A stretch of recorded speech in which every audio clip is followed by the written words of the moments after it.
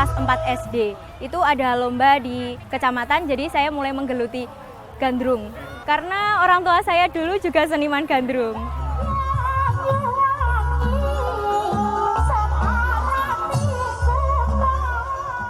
Tapi memang pariwisata selalu bicara tentang, tentang money. Tapi bagaimana dengan seperti itu, tetapi tradisi masih harus terawat, itu yang paling penting bagi saya. We saw that there is Gandrung happening here in Banyuwangi, so we didn't hesitate 1 minute and we drove all the way up here to see it.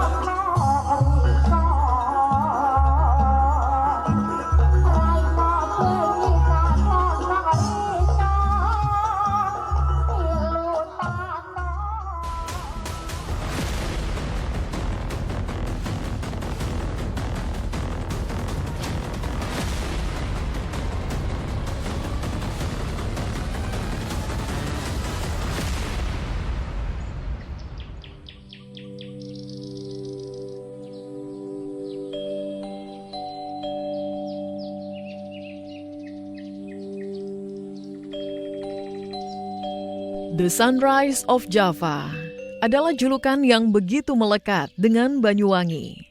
Kabupaten yang terletak di paling ujung timur Pulau Jawa tersebut bukan hanya menjadi tempat pertama di Indonesia yang menyambut sinar matahari, tetapi merupakan simbol harapan dan peluang baru bagi kemajuan Banyuwangi di era pariwisata modern.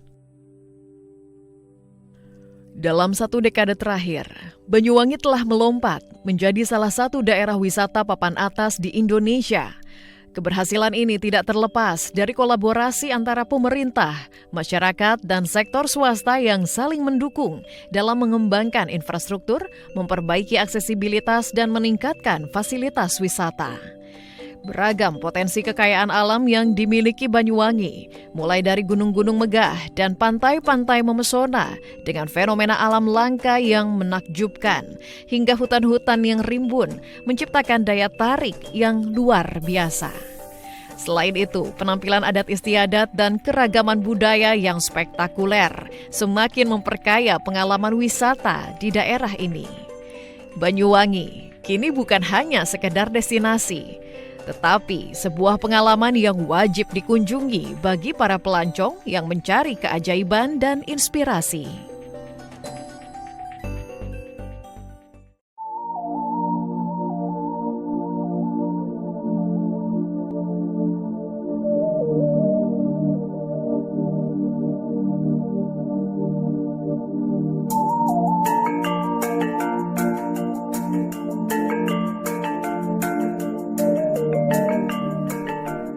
Banyak tantangan dan perjuangan yang diselesaikan oleh pemerintah daerah dan masyarakat, termasuk bagaimana menghilangkan anggapan-anggapan minor yang dilabelkan pada kabupaten yang berbatasan dengan Provinsi Bali tersebut. Sehingga membawa Banyuwangi menjadi sekarang, dari menjadi kota santet, menjadi kota internet. Waktu itu kita membuka wifi, ada 1000 wifi, dan kita merubah Banyuwangi yang negatif tadi menjadi kota pariwisata, dengan memiliki destinasi alam yang banyak, yang indah-indah. Kita memiliki potensi budaya yang luar biasa juga, memiliki kekayaan alam dengan kesuburan yang luar biasa. Kita punya bisa dibilang inovasi ya, Banyuwangi Tourism. Jadi masyarakat silakan bisa melalui Android, bisa melalui iOS, aplikasi Banyuwangi Tourism. Di situ sudah lengkap informasi destinasi wisata. Itu ada sekaligus paket-paket wisatanya, berapa jaraknya dari lokasi titik dan sebagainya, sudah melalui GPS juga. Alhamdulillah untuk wisatawan yang baru ke Banyuwangi sangat membantu sekali. Dia bisa posisi di mana, terdekat kulinernya apa, terdekat hotel apa, terdekat destinasinya apa, sangat-sangat membantu sekali.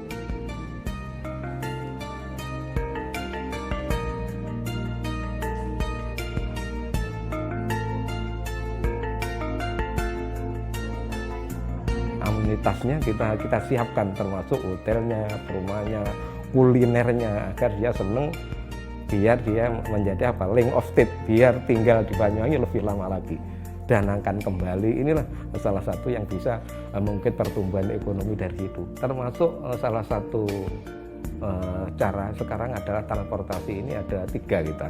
Yang pertama itu lewat bandara, aksesibilitasnya Blimbing Sari, yang pesawatnya ini penuh lagi. Dan alhamdulillah sekarang juga ada akses transportasi yang lewat Banyuwangi, kereta Belambangan Ekspres ini langsung Banyuwangi Jakarta ini juga full terus. Dan yang ketiga, kita juga punya akses jalan yang sebentar lagi mungkin Probolinggo Banyuwangi ini yang lewat darat, jalan yang sangat luar biasa.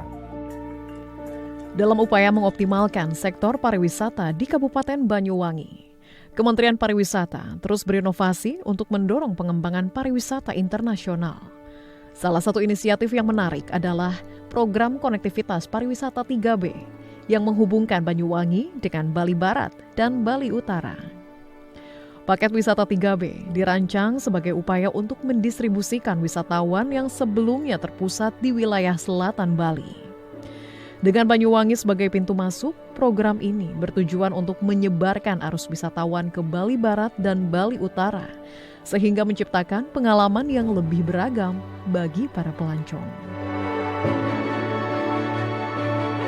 Selama ini Banyuwangi dengan Bali itu kan hanya satu akses melalui Ketapang di Manuk. Seringkali ketika liburan panjang itu macet sampai luar biasa. Setelah dibuka ini ada lonjakan wisatawan yang dari Banyuwangi ke Bali maupun sebaliknya dari Bali ke Banyuwangi ke Bali. Melalui program ini pula, rencana untuk membuka rute penerbangan langsung dari Banyuwangi ke Tiongkok diharapkan dapat menarik minat pelancong asal negeri tirai bambu. Kita kerjasama dengan beberapa travel agent sehingga paket ini akan bisa berdampak luas ke masyarakat Jawa Timur maupun Bali. Karena alasan khusus untuk pariwisata, charter bisa. Jadi kesimpulannya, target kami dengan semua yang menghendaki ini jadi, April 2025 rencananya akan ada 2 penerbangan dalam 1 minggu. Charter dari Taiwan dan Cina ke Banyuwangi dengan jualannya paket 3B tadi. Jadi mereka ke Ijen, kemudian ke Bali Barat, ke Bali Utara, pulang lagi lewat Bandara Banyuwangi. Dengan skema tadi charter. Bandara sudah tidak masalah. Mulai panjang runway, perizinan, termasuk imigrasi juga kemarin sudah oke, tidak masalah. Salah satu tujuan menarik yang dapat dijangkau dengan mudah berkat pengembangan ini adalah Desa Adat Kemiren. Terletak tidak jauh dari pusat kota Banyuwangi, desa ini menawarkan pengalaman budaya yang kaya, termasuk tradisi, kuliner, dan kerajinan lokal. Dengan akses yang semakin mudah, pelancong dapat menikmati keaslian budaya Banyuwangi dan interaksi langsung dengan masyarakat setempat.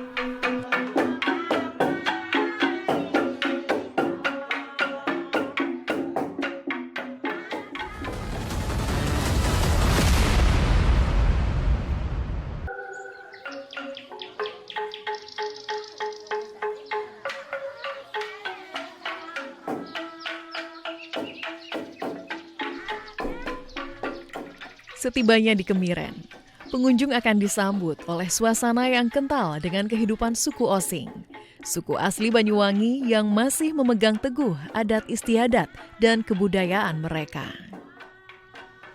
Dentingan angklung, pukulan alu dan lesung, serta senyum hangat para sepuh menciptakan suasana magis yang seakan membawa pengunjung ke masa lalu.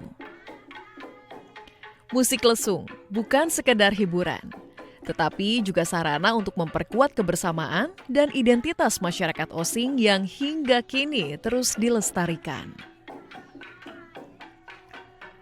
Desa Kemiren yang terletak hanya 5 km dari pusat pemerintahan Kabupaten Banyuwangi atau 40 menit berkendara dari Bandara Blimbing Sari adalah salah satu destinasi budaya yang semakin menarik perhatian wisatawan. Aksesibilitas yang semakin baik berkat pengembangan infrastruktur di jalur Geopark Ijen memungkinkan pelancong untuk dengan mudah menjangkau tempat ini. Desa Kemiren sendiri telah menjadi wajah transformasi pariwisata berbasis seni dan budaya di Kabupaten Banyuwangi. Ragam festival dan pagelaran yang dihelat oleh masyarakat seperti Barong Ider Bumi, Tumpeng Sewu, serta Ngopi 10 Ngewu kini menjadi bagian dari kalender utama Banyuwangi Festival, BIFES. Event tahunan bergengsi ini menarik minat wisatawan domestik maupun mancanegara, hingga berhasil mengangkat Banyuwangi sebagai destinasi pariwisata nasional dengan berbagai pencapaian bergengsi.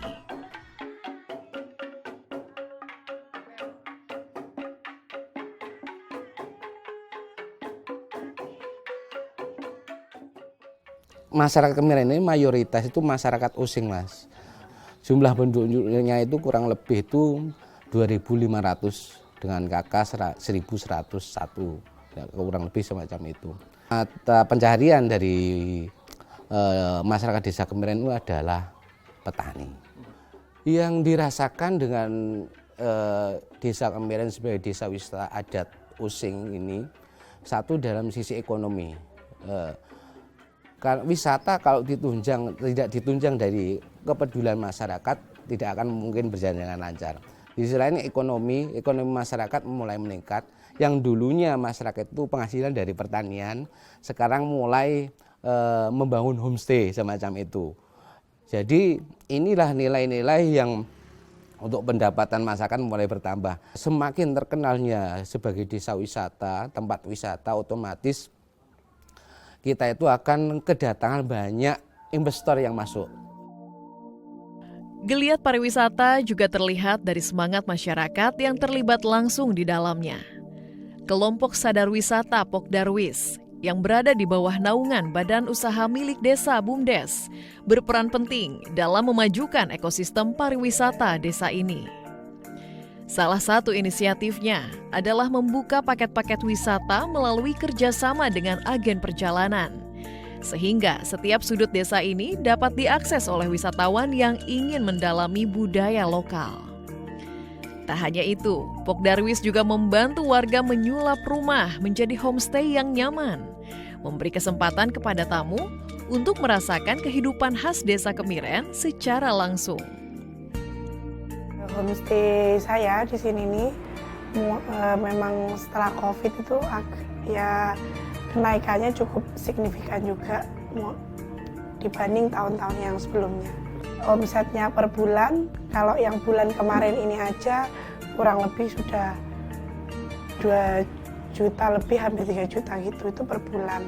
Karena memang kemarin itu juga ada tamu dari literasi Nusantara yang kebetulan juga kan berbarengan sama acara Bifest yang Gandrung Sewu itu, Mas. Jadi kita kedatangan 105 tamu untuk di homestay Kemiren ini, terus yang mau ke Bifest itu seperti itu. Sebagai kejutan manis bagi para wisatawan, Pokdarwis menggagas pasar kuliner tematik Kemiren yang tak hanya memanjakan lidah, tetapi juga membawa pengunjung masuk ke dalam kisah masa lalu. Yang menambah pesona, para penjual di pasar ini mengenakan kebaya hitam, busana tradisional khas masyarakat Banyuwangi. Desa Kemiren bukan hanya menjadi desa wisata, tetapi juga tempat di mana tradisi hidup dan menghidupkan ekonomi masyarakat sekitar secara berkelanjutan. Saya dari Surabaya, Mas. Wah, ini kan sudah booming ya, Mas ya. Sudah lihat dari itu sosmed-sosmednya teman-teman itu udah banyak yang berkunjung ke sini gitu. Jadi kok pengen banget gitu loh tahu rasanya di situ kayak apa gitu. Ternyata emang luar biasa ya, kue-kuenya itu kayak kue-kue yang kita nggak ketemu di kota kayak Surabaya gitu kan nggak ada ya. Jadi kayaknya wow banget. Berawal dari cerita-cerita yang dibagikan di platform digital, Desa Kemiren mulai dikenal oleh banyak orang. Selain itu, promosi konvensional seperti pameran pariwisata, distribusi brosur, dan paket tur juga digencarkan. Kombinasi promosi tersebut tidak hanya berhasil menarik perhatian wisatawan, tetapi juga berkontribusi signifikan terhadap peningkatan pendapatan ekonomi desa. Untuk omset yang masuk ke kami tahun 2023 kemarin kurang lebih omset kotornya itu kisaran 500 jutaan, 500 lebih. Kami pengelola wisata hanya mentargetkan kurang lebih 10-30% profit dari situ. Dari situ yang 10-30% tadi barulah kita kelola dari teman-teman pengelola desa wisata. Kita mencoba untuk menambah dari mungkin surplus yang kita bisa gunakan. Contohnya mungkin kemarin kita sempat untuk menambah 1 unit toilet. Nah dari situ sisanya kemana? Sisanya yang dari 500 itu tadi ya masuk ke warga. Mungkin penyedia jasa kuliner, kemudian penyedia jasa kesenian, tari gandrung, tari barong, musik lesung, musik angklung paglak, kemudian homestay di warga seperti itu. Gemerlap pariwisata di Banyuwangi melalui Gandrung Sewu 2024 tidak hanya memikat perhatian wisatawan, tetapi juga memberikan dampak ekonomi yang signifikan. Pertunjukan budaya yang kaya akan makna, filosofi, dan spiritual ini menjadi daya tarik utama yang menarik ribuan pengunjung dan membuka peluang kerja bagi masyarakat setempat, termasuk para penari.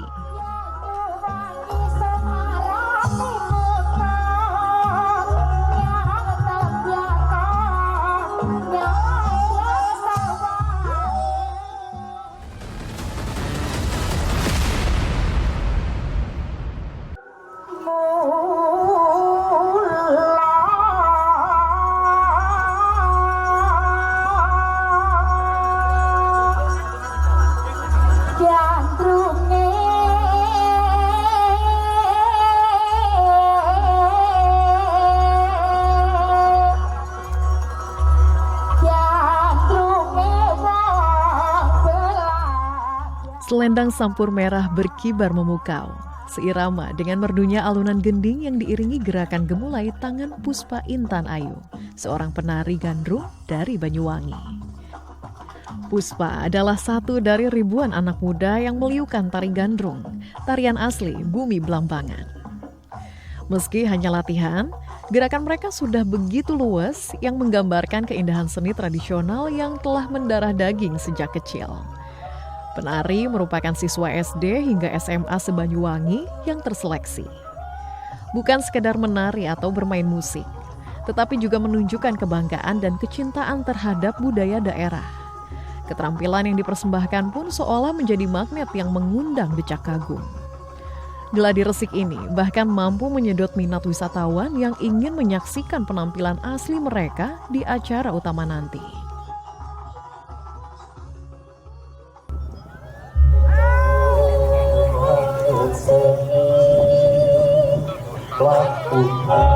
Masuk ah. Mateni sampean lho sing.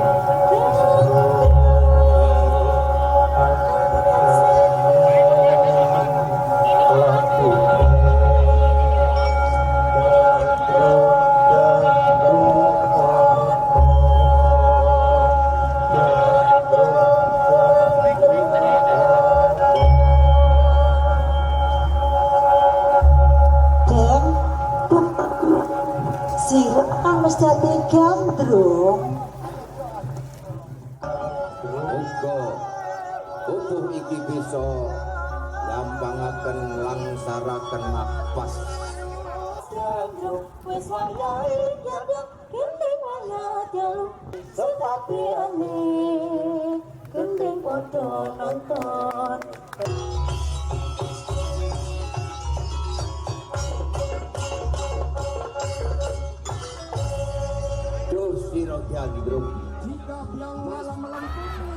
Saya mulai ikut sanggar itu dari kelas 4 SD. Itu ada lomba di kecamatan, jadi saya mulai menggeluti gandrung.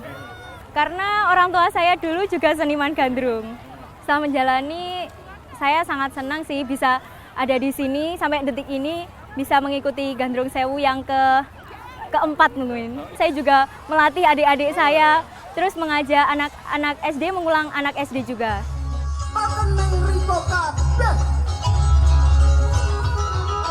Mentari berganti keesokan hari. Suara gending tetabuhan seketika menggema, memecah gemuruh ombak Selat Bali. Ribuan langkah kaki berjalan secara kolosal, memerahkan hamparan pasir pantai Bum, Marina Banyuwangi. Dengan jumlah pengunjung yang mencapai 45.590 orang, acara ini bukan sekadar tontonan budaya, tetapi juga penggerak ekonomi yang sangat dinamis. Festival ini berlangsung dengan semangat meriah. tak sedikit anak-anak yang piawai menari dan memainkan gamelan. Hasil dari inisiatif pemerintah daerah dalam menanamkan seni tradisi melalui kegiatan ekstrakurikuler di sekolah-sekolah. Banyuwangi itu adalah gandrung adalah Banyuwangi. Jadi kesenian gandrung itu dicintai anak-anak Banyuwangi mulai dari TK sampai orang tua. Di sanggar-sanggar itu banyak mereka untuk belajar gandrung. Terbukti ini 1350 penari gandrung, ini yang sangat luar biasa. Jadi regenerasi di Banyuwangi itu jalan. Nilainya tinggi sekali, jadi kalau untuk gandrung sudah kadang-kadang orang tua seperti mendoktrin kan. Ketika kecil kamu nari yang baik, belajar yang baik, nanti kalau sudah besar ikut gandrung sewu. Itu kan sama dengan didoktrin kan itu. Ini terbukti orang luar daerah Banyuwangi aja sudah cinta dengan budaya Banyuwangi, tadi terbukti kan dapat bantuan pakaian gandrung. Ini membuktikan bahwa seni Banyuwangi itu tidak hanya dicintai oleh warga Banyuwangi. Maka dari itu, anak-anak Banyuwangi, ayo kita lestarikan seni tradisi Banyuwangi. Kita harus bangga dengan budaya daerah sendiri. Hidup seni, maka seni akan menghidupimu.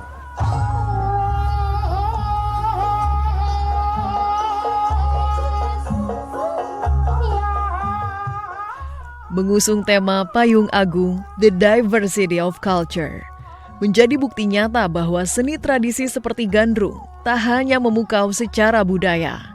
Festival ini juga mendatangkan manfaat ekonomi yang signifikan.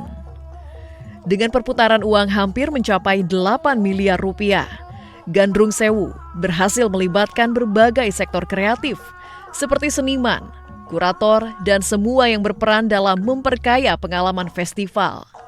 Termasuk 200 pelaku usaha mikro, kecil, dan menengah UMKM yang menjajakan aneka produknya, mulai dari makanan hingga cenderamata yang sedikitnya beromset mencapai puluhan juta rupiah. Dari sisi perhelatan, besarnya perputaran uang bisa dilihat mulai dari persiapan penari. Hanya untuk rias wajah saja, jika setiap penari menghabiskan dana sekitar Rp200.000, maka total biaya untuk seluruh penari mencapai Rp270 juta. Ini belum termasuk sewa kostum tari gandrung dan membeli omprok baru agar tampilan mereka terlihat lebih sempurna. Dengan harga minimal Rp250.000 hingga Rp2 juta. Semua ini menunjukkan betapa besar dampak ekonomi dari acara budaya yang tidak hanya mendukung kelestarian tradisi, tetapi juga memberikan keuntungan bagi pelaku industri kreatif.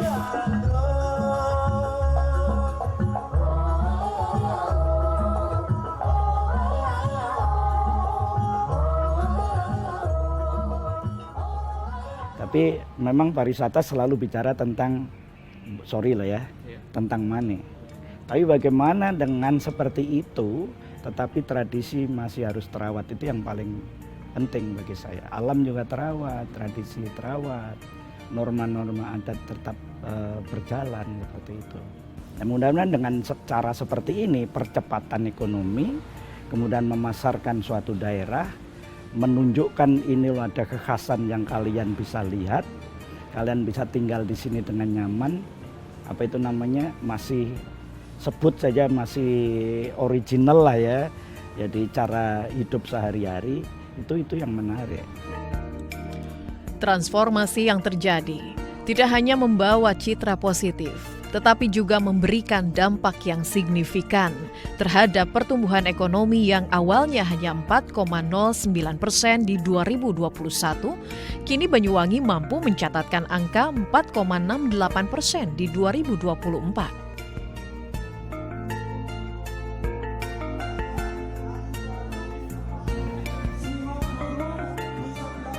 I really love this show. We saw that there is Gandrung happening here in Banyuwangi, so we didn't hesitate 1 minute and we drove all the way up here to see it. And I hope that they still keep their interest in culture basically, so that this festival can survive for the next 100 years too. 1 dekade transformasi Kabupaten Banyuwangi telah dilewati. Berbagai upaya dan perubahan terjadi di segala lini. Banyuwangi kini tak lagi ditakuti. Terbang tinggi menjadi destinasi wisata unggulan negeri.